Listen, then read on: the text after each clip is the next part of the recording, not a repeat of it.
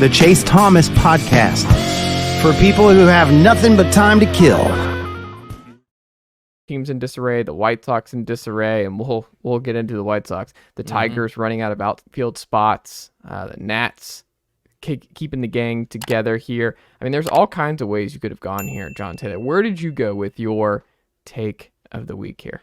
Well, I am a small, petty man, and so because this Red Sox season has been so eminently forgettable, I have to focus on the New York Yankees and the fact that they are just deep in the bowels of hell right now. And not just this season, but boy, if you look at them long term, I think it's fair to say they are in a fair amount of trouble going forward. This is probably the worst long-term projection situation, whatever you want to call it, that the Yankees have seen probably in going on 30 years at this point.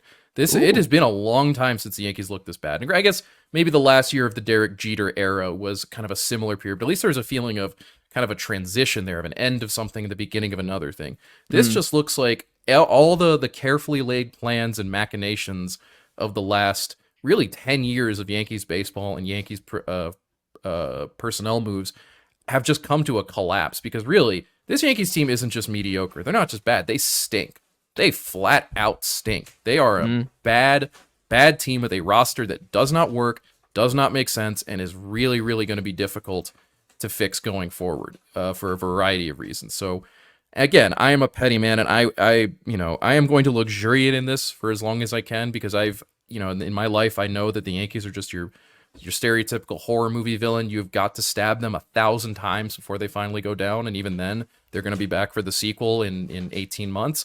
But, this is if you're a Yankees fan, you are not feeling good. You're definitely not feeling good about this team if you're even still bothering with this team at this point, and you really shouldn't be. They got 2 hit by the Nationals yesterday, which is, I don't know any better way to kind of put your season has gone completely to hell than that. But again, the future for this team looks very dim at this point. So when you say dim, though, do you think we're looking, because they're going to finish worse than the AL East, which nobody had before the year. Nobody had the New York Mets and the New York Yankees potentially both finishing last in their respective positions. But New York, baby, number New one city. York. Let's go. Hey, Let's go New York. Here. Yeah. Wow, we've pissed off so many people. Between the Mets, the Yankees, and America's Mayor Rudy Giuliani, what a rough year for the city of New York. A rough year indeed, my friend. But when you look at this, do you think they don't bounce back? Do you think Cashman doesn't go full throttle because they hit this kind of rough patch, that there is a way to kind of seamless? Because it is easy to forget, they were predicted to win the division. I think you on this very program had the Yankees winning the division again. So there was enough here before the year to believe this team, maybe not the favorites coming out of the AL, but they should win the division or win 90 plus games. That do you think there's going to be enough roster turnover, or they have to make so many tweaks to this core and to this group that they can't get back into that 90-ish win threshold going into next year? Do you think that's feasible? Well, here's the problem. There isn't going to be a lot of roster turnover in this coming offseason. The 2 major free agents that this team is going to lose, or it may lose depending on how the offseason shakes out, are Harrison Bader and Wandy Peralta. That's not exactly 2 guys who really make a difference, I don't think, one way or the other. Bader's a great defender. Peralta's been a very good lefty reliever. But, those are not core pieces of this team. The core of this team is not going anywhere. And I think that is the actual problem. You leave aside Aaron Judge, Garrett Cole, and Carlos Rodon, because those are the 3 best players on this team. And I think to a certain degree, I don't know that, or better said, if you were to have kind of imagined out what a last place Yankees team would have looked like, it would have involved, Aaron Judge only playing half the season and not playing very well when he's healthy either, and one of Rodon or Garrett Cole missing a ton of time because of injury. And that's exactly what happened. So on the one hand, you can go into next season being so long as that doesn't happen again, this team should be better. The flip side to that is, why exactly would you expect necessarily anything different or better? Carlos Rodon has never been the picture of health in the entirety of his career. Last year, the year before, last year in San Francisco, the year before in Chicago, those are the outliers for him. The rest of his career has been a long struggle through injury. And of course, the older he gets, the more difficult that's only going to become. Similarly with Judge, he has not shown the ability to stay healthy for a full 162 game season at this point. This year, of course, he has played in a grand total of 71 games. Last 2 years, he was healthy. 157 games in 2022, 148 games in 2021, but only 28 games in 2020, 102 games in 2019, 112 games in 2018.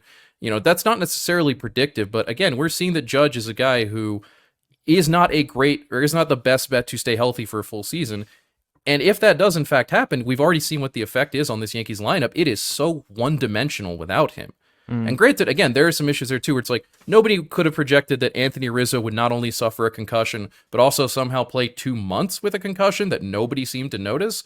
I don't know when the Yankees training staff was replaced with the Dolphins training staff, but I guess that's, maybe it's some kind of exchange program to get, experience in another sport. But at the same time, Anthony Rizzo is not getting any younger, nor is a guy like Giancarlo Stanton, who it's very clear at this point, now 33 years old, heading on to 34, is just not going to be the guy the Yankees expected him to be when they traded for him from Miami. He has not been a 2-win player or better since 2018.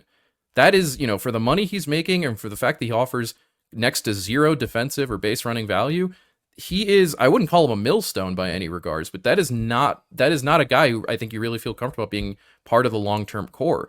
And there are other major issues here too. I should have mentioned the other notable free agent that the Yankees will be saying goodbye to almost certainly is Luis Severino, who is amid a season from hell that I don't think anyone could have seen coming, but also points to another significant problem that the Yankees have had, that the would-be baby bomber core of Aaron Judge, Gleyber Torres, Luis Severino, Gary Sanchez, Greg Bird, Clint Frazier did not pan out the way as expected. Judge is obviously the huge success story there, but Torres has turned into something close to roughly a somewhat above average infielder who's pretty good with the stick and pretty good with the glove, but nothing really more than that.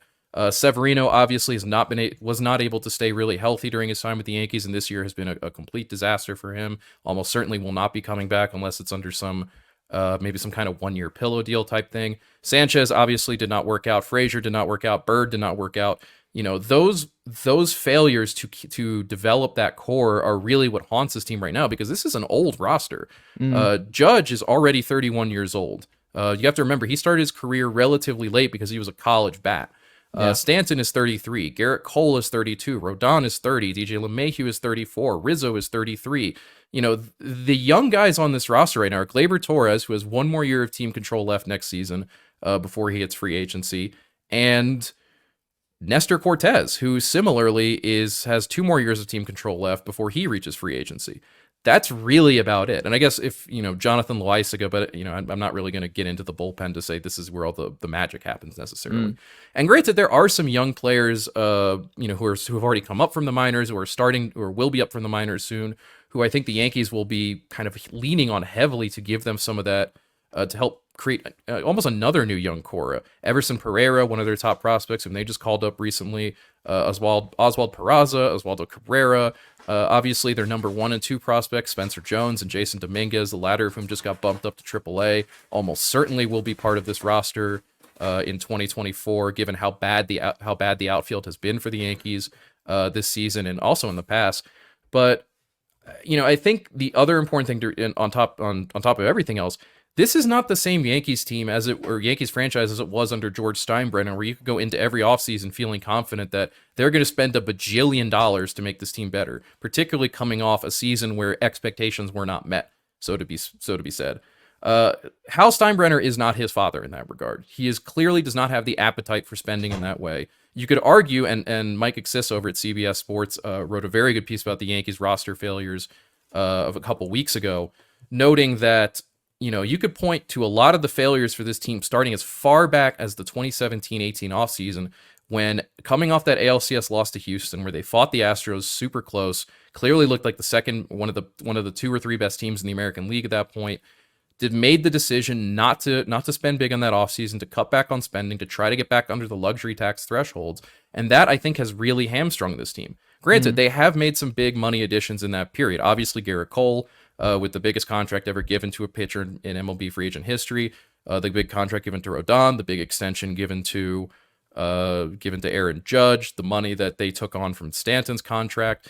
But this is not a team, I don't think, that we can say is going to go into this offseason and say, they're going to spend big. It hurts, too, that the number 1 free agent on the market and the guy who would instantly turn around the franchise in every respect in Shohei Ohtani is not going to sign with them. He is not going to sign with an East Coast team. So, you look at that and you're thinking, okay, are the Yankees problems really going to be solved by giving Blake Snell a 4-year, $90 million deal? Is that even the kind of thing that the Yankees should do?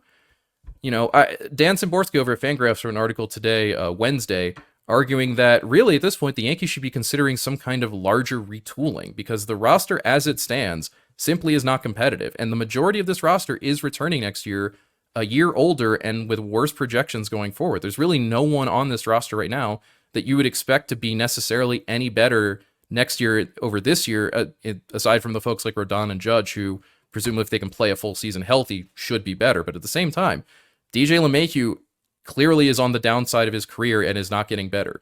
The Josh Donaldson experiment, which this is probably my favorite thing. Josh Donaldson has a team option for next year at $16 million, which is almost certainly going to be declined. Yeah. But that's going to be with an $8 million buyout. The Yankees are going to have to pay $8 million next year for Josh Donaldson to do something else somewhere else. There are real problems with this team that I don't think they can just fix by signing a couple free agents and calling it a day, nor do I think they can go into this offseason with any expectation that, well, we'll just run it back next year and these guys should be better.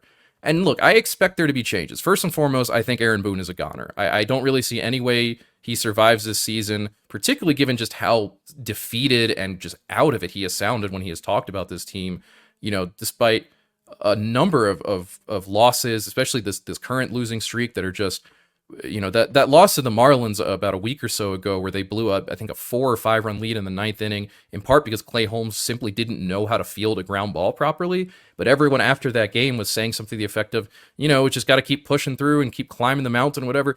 That's a team that's just out of touch with reality. And I think that probably starts with the manager. So I would imagine that Boone is gone. I think obviously the biggest question for the Yankees is this the end of Brian Cashman? I had always kind of figured that Cashman had that job until he did not want it anymore. But it's pretty clear that the way he has built this roster in particular, and the decisions that have been made in free agency, leaving aside the player development stuff, where the Yankees still remain pretty good, but their farm system is in a little bit of a fallow period right now, Jones, Dominguez, and Pereira notwithstanding. I don't really know if Brian Cashman seems to be the guy going forward for this team. This roster just does not seem built to win baseball games nowadays. In his piece for CBS Sports, Mike Exissa made a point that is just staggering to me. Aside from Anthony Rizzo, this team does not have left-handed sluggers. How on earth do you have, when you have a team that plays half its season in Yankee Stadium with the short porch that hyper favors left-handed hitters, do you not stack that lineup with left-handed sluggers?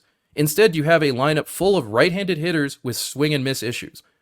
If you want to know why the Yankees just keep churning out these 1, 2, 3-run games where they're just getting nothing done and where it just seems like it's just a constant all or nothing approach, that's because that's all they've got, really. And so it does make me wonder, it's like, is that something where at a certain point you just need a fresh voice in charge? I don't know who that would be. I don't know if this is something where, if Cashman were to step down, it would simply be he'd be replaced with someone internally. Brian Sabian, for instance. Which is, in my mind, it's like, so the suggestion to replace Cashman is someone who's even older and has less and has been away from making these kinds of decisions for even longer. I don't know. I think it all just adds up to me as the Yankees have a ton of questions going into this offseason as to what this team is going to look like going forward. And I don't think there are really any easy answers. I mean, consider the fact that payroll-wise, already next season, they have guaranteed $40 million to Aaron Judge, $32 million to Giancarlo Stanton, $36 million to Garrett Cole, $28 million to Carlos Rodon, $15 million to DJ LeMahieu, a combined $14 million, $17 million to Anthony Rizzo. Again, the $8 million they're going to have to pay Josh Donaldson just to go away. And then they also have arbitration contracts for Gleyber Torres, who made $10 million this year and is going to get a raise. Lou Trevino, Clay Holmes, Nestor Cortez, Domingo Germán, Jose Trevino, Jonathan Loaizaga. I wanted to say Franchi Cordero, but I'm not going to do that. Kyle Higashioka, Michael King. There are a ton of guys set to get raises this offseason just through the arbitration process alone. And again, they're not shedding much in the way of salary. It really is just Severino, Bader, and Wandy Peralta. That's about it. I don't really know that the Yankees, this is not a situation where they're going to come into the offseason flush with cash and tons of spending room to just start handing out big contracts left and right. I think you probably will see something similar to what happened last offseason, where they get, Judge aside, because, that was more of, he was a free agent, but, obviously he was staying with the same team. It might just be the one big contract, and that's it. But I don't think that's going to be enough for this Yankees team, particularly with how Baltimore looks and how much on the upswing they are, particularly with the way Tampa Bay is just a perpetual contender no matter what happens to them, with the way that Toronto has just kind of established itself as a steady 88 to 93 win team year in and year out, with the Red Sox also there. And while the Red Sox obviously have their own problems, I think we can safely say that barring some total disaster there, they're going to be part of the race in the AL East, or at least the wild card. And again, lots and lots and lots of questions for this team. No easy answers.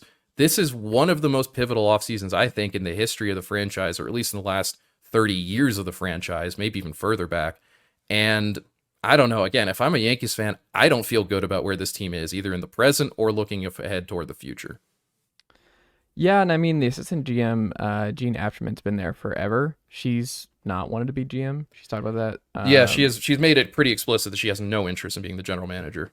And I think it's important to note, because like the Yankees don't really go outside the family. Like Billy Epler was in the family for a long time, and he's gone, and obviously that's not an option. And Cashman was an internal promotion, and I don't think there's a natural in-house option. So if they do something, I feel like they would bring someone who used to be in the family, like Kim Ng. Would she entertain it? Like, if he, like, you get to spend with the Yankees, I mean, obviously, like, we talked about it, but like a little bit of a better deal. And there are already rumblings about where Derek Jeter might wind up in the next 2 to 3 years. I believe he was the one who hired her, or was she was brought on? I'm pretty sure she along with Gary Denbo, who was then the Yankees director of player development before he took the Marlins director of player development job. Although he's no longer with the Marlins because apparently he clashed rather hard with folks in a way that they did not appreciate. Well, either way, like, I could see that if the Yankees actually move on from Cashman, Kim Ng would actually be the number one I would keep my eye on. I could see that. I mean, I think the question is like you said, where else are they going to go? Who else is really appealing? And there isn't an obvious, like, and David Stearns Cashman. to the Mets. They would just make him the executive vice president of team relations. I agree. GM emeritus or whatever. He's in the family. I think Cashman would be allowed to fall on his sword in a graceful way. It would be a Frankie Pentangeli in Godfather 2, who gets told, back in the day, Roman senators who fell afoul of the emperor or whatever. But yeah, there is no obvious solution. There's not a David Stearns to the Mets type, obviousness here. Again, there are a lot of questions of what's next for the, and that doesn't even cover, again, if Boone leaves, and I do think that is a guarantee. He's the most obvious. Like Boone, there's no way he's back. Who replaces Aaron Boone? That's going to be another huge question for the Yankees. Who are they going after to get him managed? Because they need someone who, for all of Boone's failings as a manager, and I think there are quite a few, it's pretty clear that at the very least he managed to be the kind of clubhouse guy that worked with this team, even though it does seem like this team's vibes right now are just rancid. Well, there's one manager who will not be available for the New York Yankees. It's because he's advising another franchise at the moment. And that's Tony La Russa. This is our Super Bowl. I don't have enough animals to sacrifice to make a Tony La Russa Yankees manager happen. That would be a dream unlike any other. But you're right. Tony La Russa is going to be the right-hand corpse.